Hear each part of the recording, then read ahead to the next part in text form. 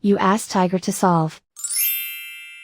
This deals with linear equations with one unknown. The final result is g equals 10. Let's solve it step by step. Simplify the expression. Break up the fraction.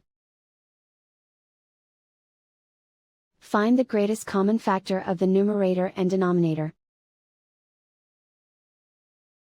Factor out and cancel the greatest common factor. Group all constants on the right side of the equation. Add 2 to both sides. Simplify the arithmetic.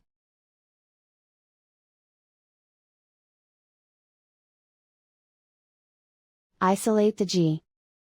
Multiply both sides by 2. Group like terms. Multiply the coefficients. Simplify the fraction. Simplify the arithmetic. And so the final result is g equals 10.